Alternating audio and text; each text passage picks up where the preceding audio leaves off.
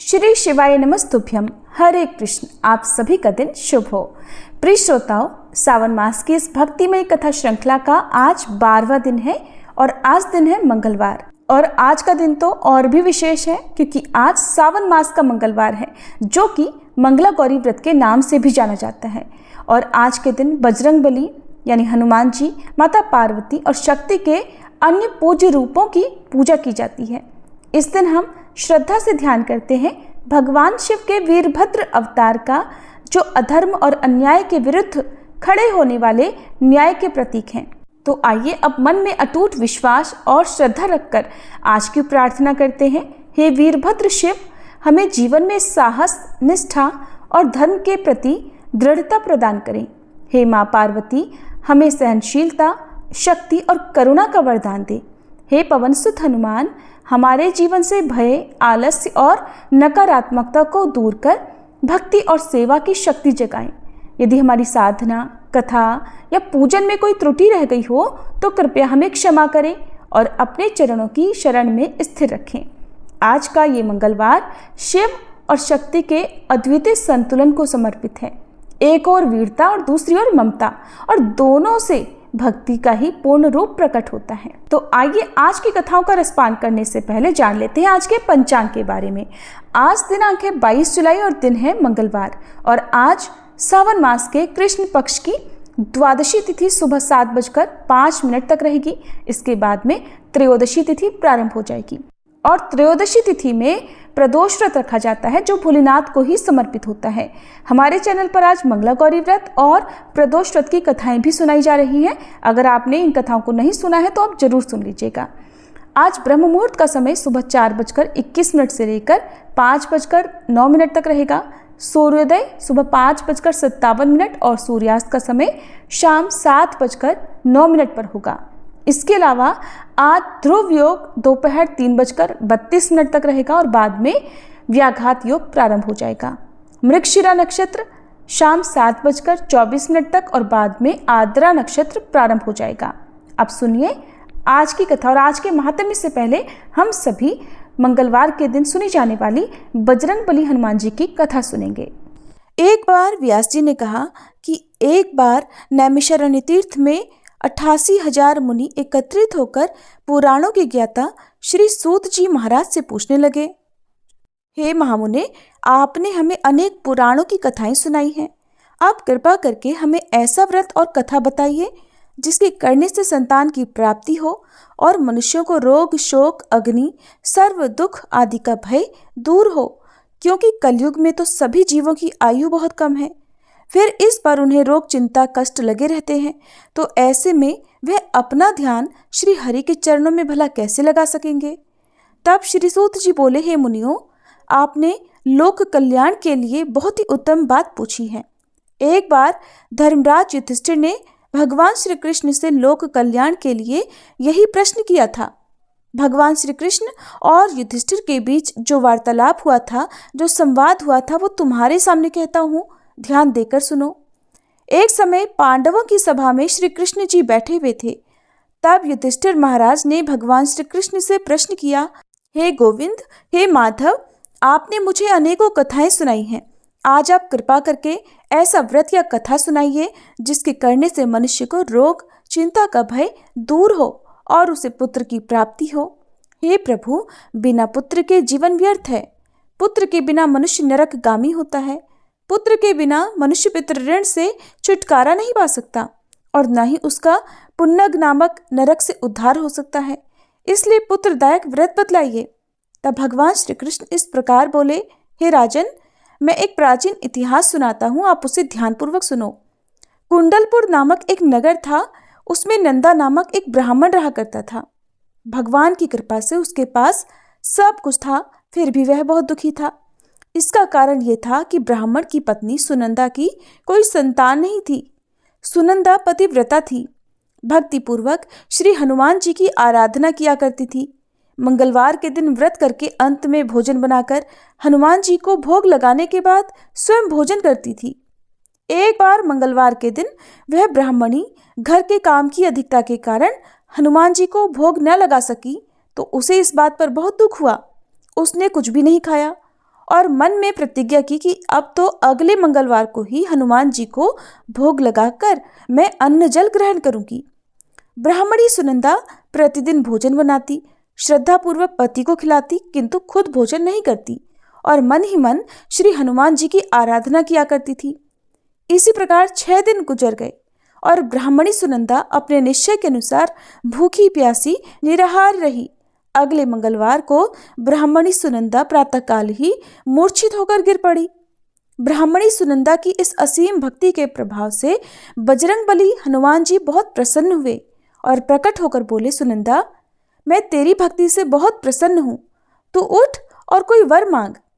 सुनंदा अपने आराध्य देव श्री हनुमान जी को देखकर आनंद की अधिकता से विह्वल होकर श्री हनुमान जी के चरणों में गिरकर बोली, हे प्रभु, मेरी कोई संतान नहीं है, कृपा करके मुझे संतान प्राप्ति का आशीर्वाद दे दीजिए तो आपकी अति कृपा होगी।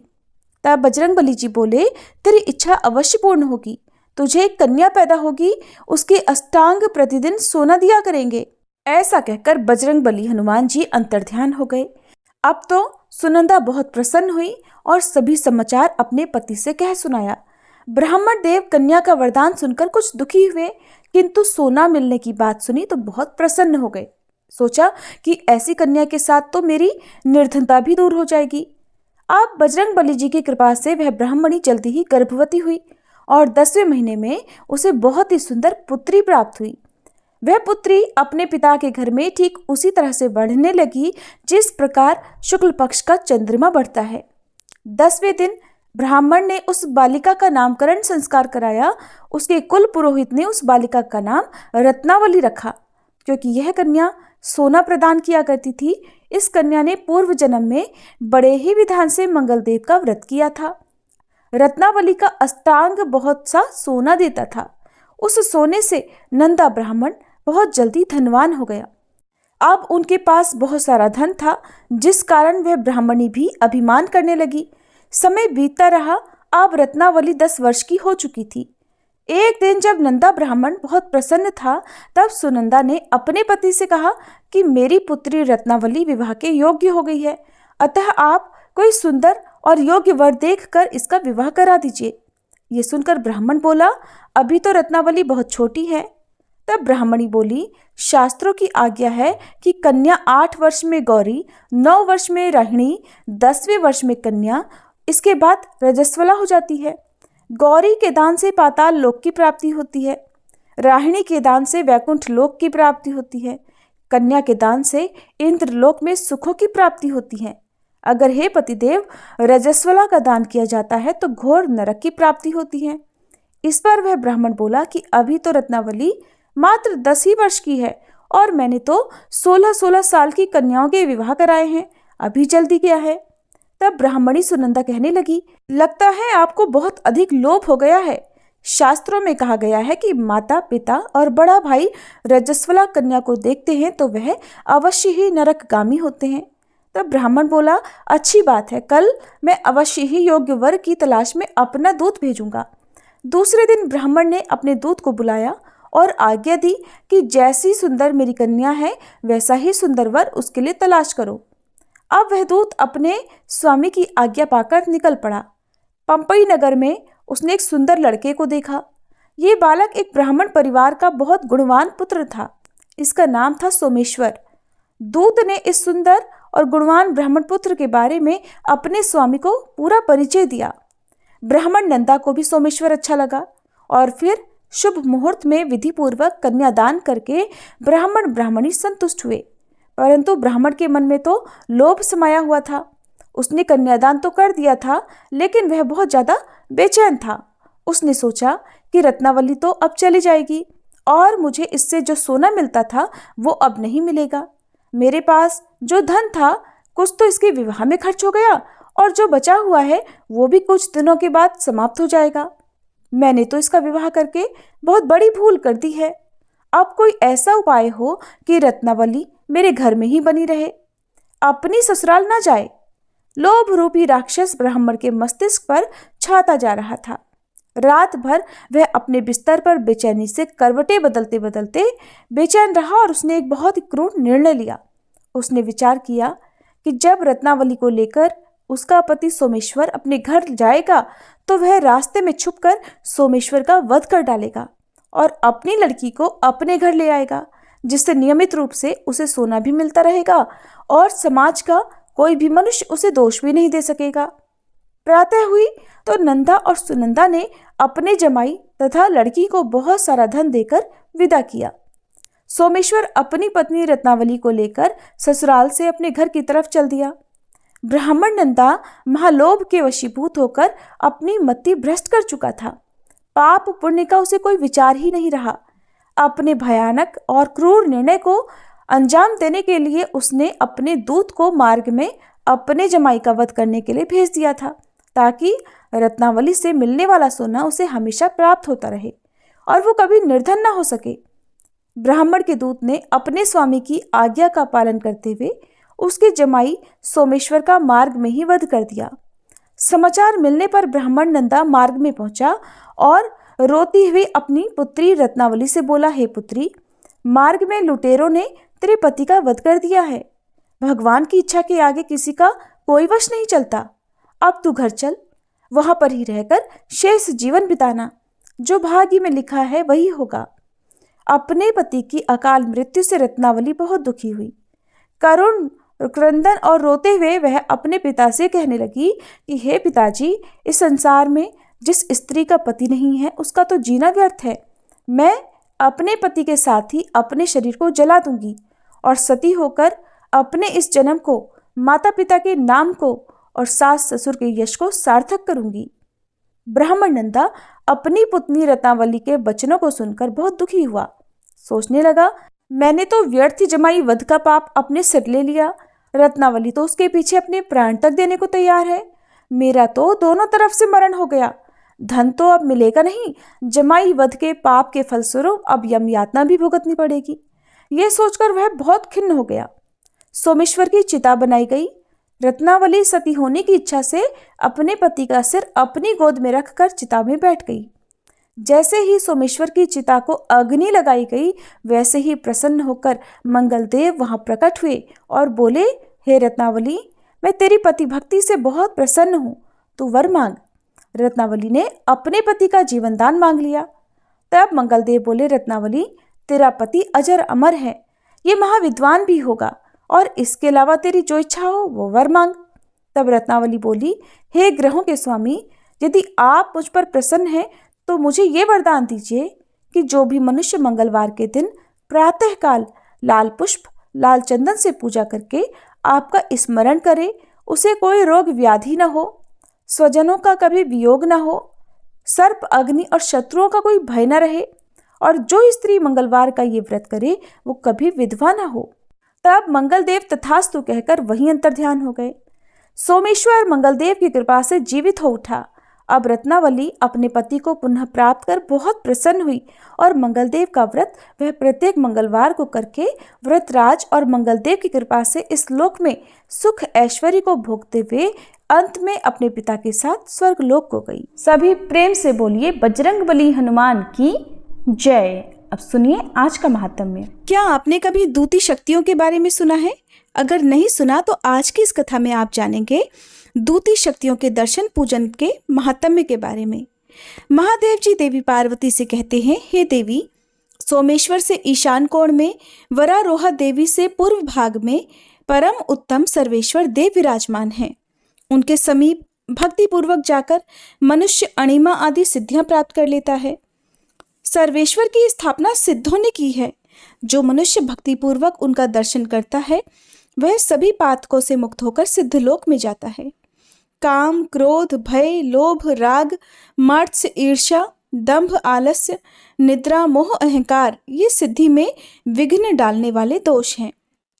सिद्धेश्वर के पूजन से इन सभी दोषों का नाश हो जाता है। ऐसा जानकर प्रयत्न पूर्वक वहां की यात्रा करें। सिद्धेश्वर के पूर्व भाग में थोड़ी ही दूरी पर कपिलेश्वर लिंग प्रतिष्ठित है, जिसके दर्शन से सभी पापों का नाश हो जाता है। प्राचीन काल में कपिल नाम से प्रसिद्ध एक राजर्षि हुए हैं। उन्होंने वहां बड़ी भारी तपस्या करके उत्तम सिद्धि प्राप्त की और शिवलिंग की स्थापना करके मेरी समीपता पाई है। उस लिंग में मैं सब लोगों के हित के लिए सदा निवास करता हूँ। जो शुक्ल पक्ष की चतुर्दशी तिथि में 7 बार सोमेश कपिलेश्वर का दर्शन करता है वह गोदान का फल पाता है। जो वहां तिलमयी धेनु दान करता है वह एक एक तिल की संख्या के बराबर युगों तक स्वर्गलोक में निवास करता है।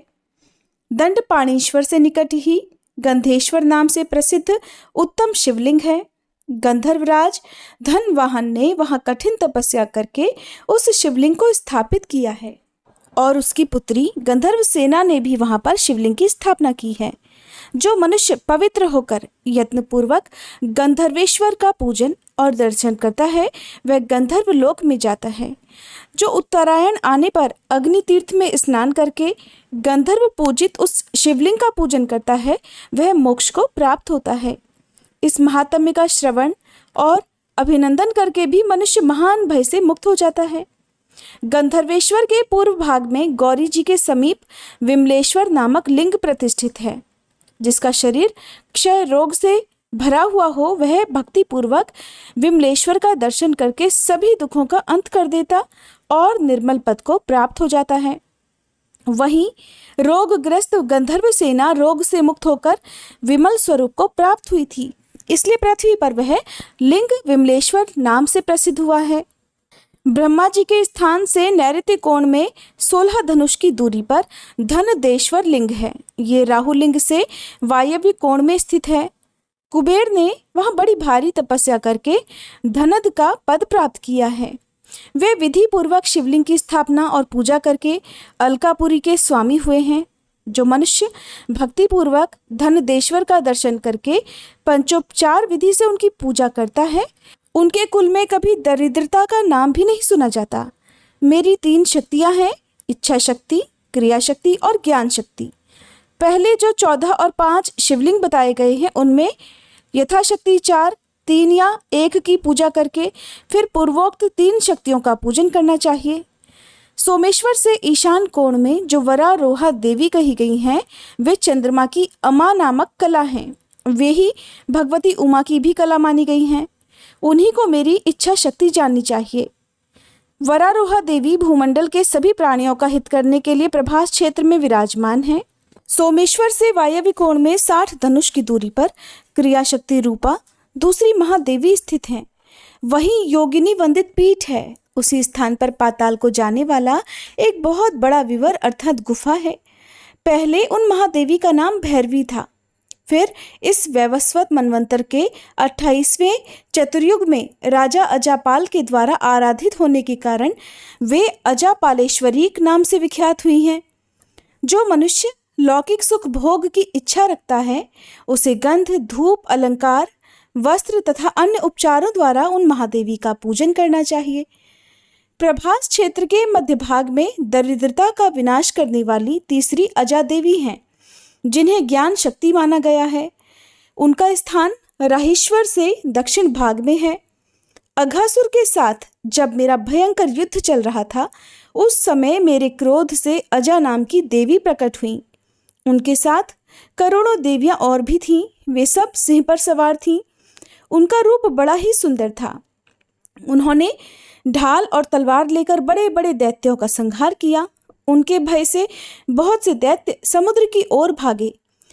देवी सिंहवाहिनी और उनके गणों ने उनका पीछा किया। वे दैत्य इधर उधर भागते हुए महासागर के समीप प्रभास क्षेत्र में जा पहुंचे। वहां कुछ तो मार डाले गए और कुछ पाताल में समा गए।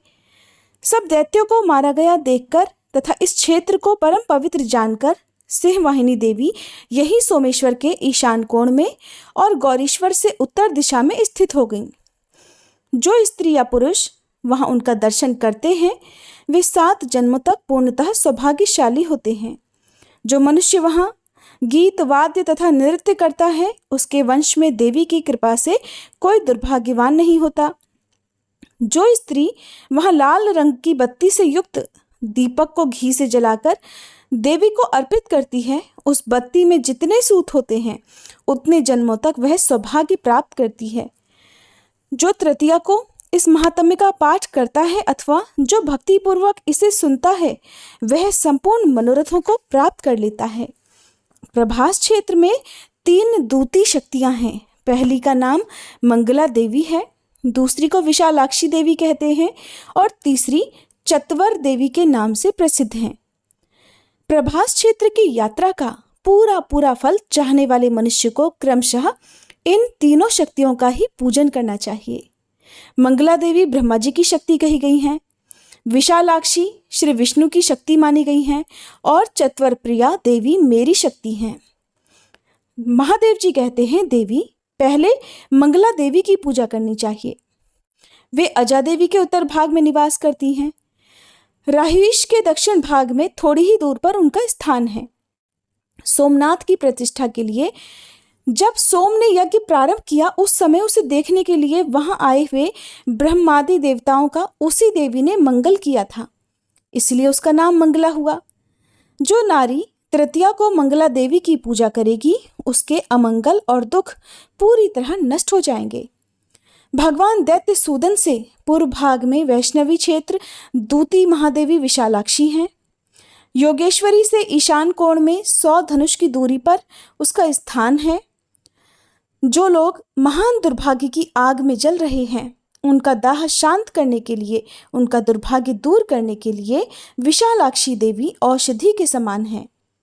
चाक्षुष मनवंतर में जब सभी दैत्य भगवान विष्णु की मार खाकर दक्षिण दिशा में भाग गए, उस समय उनको मारना दुष्कर जानकर भगवान विष्णु ने अत्यंत प्रभावशालिनी भैरव शक्ति महामाया का स्मरण किया। उनके स्मरण करते ही अत्यंत प्रकाशमयी महामाया वहां आ गई। भगवान विष्णु के दर्शन से उसके नेत्र आनंद से खिल उठे। उसने बड़ी बड़ी आंखें करके भगवान को देखा। इससे उसका नाम विशालाक्षी हो गया। इस कल्प में उसे ललितोमा कहते हैं। जो माघ मास में तृतीया तिथि को विधि पूर्वक उसका पूजन करता है, उसके वंश में कोई भी संतान ही नहीं रहता। जो मनुष्य भक्ति भाव से उसका दर्शन करता है, वह दीर्घ काल तक निरोग, सुखी और सौभाग्यशाली होता है। ललिता से उत्तर दिशा में 10 धनुष की दूरी पर तीसरी शक्ति चतवर प्रिया का निवास है। मेरी प्रेरणा से वह इस क्षेत्र की रक्षा में संलग्न रहती है। चबूतरों, चौराहों, पुराने घरों, बगीचों तथा महलों की अटारियों पर और मार्ग में वह रात को घूमती रहती है। जो स्त्री अथवा पुरुष महानवमी के दिन नाना प्रकार के उपहारों और फूलों से उस कल्याणमयी देवी की विधि पूर्वक पूजा करता है, उसके ऊपर प्रसन्न हो वह संपूर्ण लोक प्रदान कर देती हैं। यात्रा के उत्तम फल की इच्छा रखने वाले पुरुषों को वहां भोजन देना चाहिए। जय भोलेनाथ। सावन मास महात्म्य की कथा में आज इतना ही। इसके आगे का वृतांत आप अगले अध्याय में सुनेंगे। अब सुनिए भगवान शिव के दिव्य ज्योतिर्लिंगों की कथा। आज सुनिए भगवान शिव के महाकालेश्वर और केदारेश्वर ज्योतिर्लिंग की कथा। उज्जैन में स्थित महाकालेश्वर ज्योतिर्लिंग में वैसे तो पूरे साल ही भक्त दर्शन करने के लिए आते रहते हैं, लेकिन सावन के महीने में ये भीड़ दोगुना हो जाती है। यह ज्योतिर्लिंग मध्य प्रदेश के उज्जैन नगर में है। पुण्य सलीला क्षिप्रा नदी के तट पर स्थित उज्जैन प्राचीन काल में उज्जैनी के नाम से विख्यात था। इसे अवंतिकापुरी भी कहते थे और ये भारत की पवित्र परम सप्तपुरियों में से एक मानी जाती है। पौराणिक कथाओं के अनुसार प्राचीन काल में उज्जैनी में राजा चंद्रसेन राज्य करते थे। वह परम शिव भक्त थे। एक दिन श्रीकर नामक एक 5 वर्ष का गोप बालक अपनी माँ के साथ उधर से जा रहा था। राजा को शिव पूजन करते देखकर वह बालक बहुत ही हैरान और उसके मन में कौतूहल उत्पन्न हुआ। वह स्वयं उसी प्रकार की सामग्रियों से भगवान शिव का पूजन करने के लिए उत्साहित हो उठा, लेकिन सामग्री का साधन ना जुटा पाने पर लौटते समय उसने रास्ते से पत्थर का एक टुकड़ा उठा लिया। घर आकर उसी पत्थर को शिव जी के रूप में स्थापित कर फूल, चंदन आदि से बहुत श्रद्धा पूर्वक उसकी पूजा करने लगा। जब उसकी माता भोजन करने के लिए उसे बुलाने आई तो वह पूजा छोड़कर उठने के लिए किसी भी तरह तैयार नहीं हुआ। तब अंत में उसकी माता ने झल्लाकर पत्थर का वह टुकड़ा उठाकर दूर फेंक दिया। नादान बालक अपनी माता की इस बात से बहुत दुखी होकर जोर जोर से रोकर भगवान शिव को पुकारने लगा। रोते रोते अंत में मूर्छित होकर वहीं धरती पर गिर पड़ा। बालक की, एक नन्हे से नादान बालक की अपने प्रति ऐसी अटूट भक्ति, प्रेम और श्रद्धा देखकर भोलेनाथ भगवान अत्यंत प्रसन्न हो गए और बालक ने जैसे ही होश में आकर अपने नेत्र खोले तो उसने देखा कि उसके सामने एक बहुत ही भव्य, अति विशाल स्वर्ण और रत्नों से बना हुआ मंदिर खड़ा हुआ है। उस मंदिर के अंदर बहुत ही प्रकाशपूर्ण, भास्वर, तेजस्वी ज्योतिर्लिंग खड़ा है। वह बालक प्रसन्नता और आनंद से विभोर होकर भगवान शिव की स्तुति करने लगा। माता को जब यह समाचार मिला तो दौड़कर उसने अपने प्यारे लाल को गले से लगा लिया। धीरे धीरे उस जगह पर बड़ी भारी भीड़ जुट गई। इतने में उस स्थान पर हनुमान जी प्रकट हुए। हनुमान जी कहने लगे कि मनुष्यों, भगवान शंकर शीघ्र ही फल देने वाले देवताओं में सर्वप्रथम हैं। इस बालक की भक्ति से प्रसन्न होकर उन्होंने इसे ऐसा फल प्रदान किया है जो बड़े बड़े ऋषि मुनि करोड़ों जन्मों की तपस्या से भी प्राप्त नहीं कर पाते। इस गोप बालक की 8वीं पीढ़ी में धर्मात्मा नंदगोप का जन्म होगा। द्वापर युग में भगवान विष्णु कृष्णावतार लेकर उनके यहाँ तरह तरह की लीलाएं करेंगे। हनुमान जी ऐसा कहकर अंतर्ध्यान हो गए। मान्यता है कि तभी से उस ज्योतिर्लिंग को महाकालेश्वर ज्योतिर्लिंग के नाम से पूजा जाने लगा। महाकालेश्वर ज्योतिर्लिंग के बारे में एक और दूसरी कथा भी मिलती है। इस कथा के अनुसार किसी समय अवंतिकापुरी में वेद पाठी तपोनिष्ठ एक अत्यंत तेजस्वी ब्राह्मण रहते थे। एक दिन दूषण नामक एक अत्याचारी असुर उनकी तपस्या में विघ्न डालने के लिए वहां आया। ब्रह्मा जी से वरदान प्राप्त कर वह बहुत शक्तिशाली हो गया था। उसके अत्याचारों से चारों तरफ त्राही त्राही मची हुई थी। ब्राह्मण को कष्ट में पड़ा देखकर प्राणी मात्र का कल्याण करने वाले भगवान शिव वहां प्रकट हुए और उन्होंने एक हुंकार मात्र से उस दारुण अत्याचारी दानव को वहीं जलाकर भस्म कर दिया।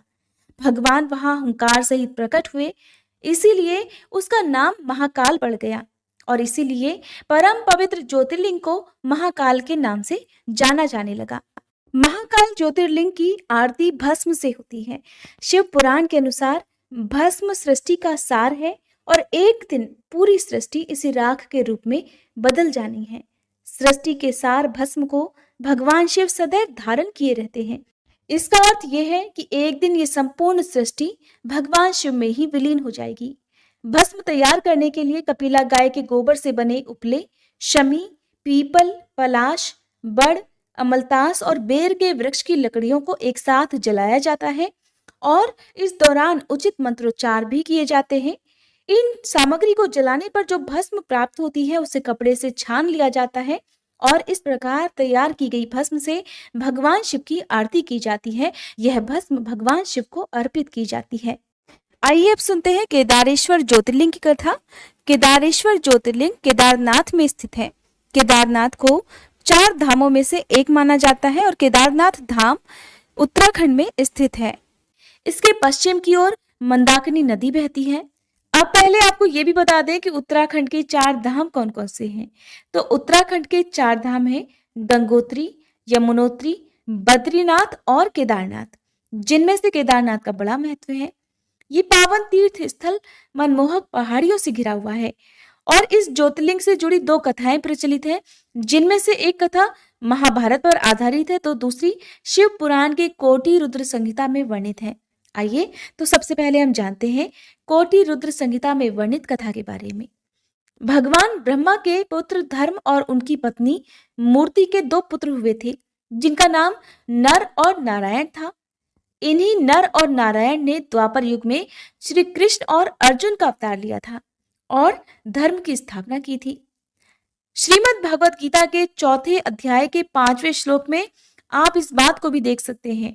ये दोनों ही पुत्र नर और नारायण बद्रीवन में स्वयं के द्वारा बनाए गए पार्थिव शिवलिंग के सम्मुख बैठकर घोर तपस्या किया करते थे।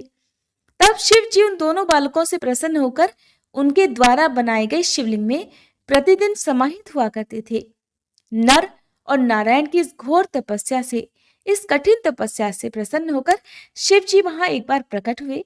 अपने सामने साक्षात भगवान शिव को देखकर दोनों बालक बड़े प्रसन्न हुए। तब शिव जी ने उन बालकों से कहा कि बालकों, मैं तुम दोनों की तपस्या से अत्यंत प्रसन्न हूँ। जो भी वर मांगना चाहो मांग सकते हो, मैं अवश्य पूर्ण करूंगा। तब दोनों बालकों ने भगवान शिव से प्रार्थना की। दोनों बालकों ने भगवान शिव से हाथ जोड़कर विनती की कि हे प्रभु, आप तीनों लोगों का कल्याण करने वाले हैं। अर्थात हम सभी के कल्याण हेतु आप यहाँ सदा के लिए लिंग रूप में विराजमान हो जाइए। और तब भगवान शिव उन दोनों बालकों की इच्छा पूर्ण करने के लिए लिंग के रूप में साक्षात विद्यमान हो गए। वहां पर 2 पहाड़ भी हैं जिनका नाम नर और नारायण है। ऐसा माना जाता है कि केदारनाथ की तीर्थ यात्रा करते समय यदि किसी की मृत्यु हो जाती है, रास्ते में ही यदि किसी की मृत्यु हो जाए तो उसे मोक्ष मिल जाता है। और दूसरी पौराणिक कथा के अनुसार महाभारत युद्ध में विजय प्राप्त करने के बाद पांडव अपने गुरुजनों और सगे संबंधियों को मारने के बाद बहुत दुख में थे।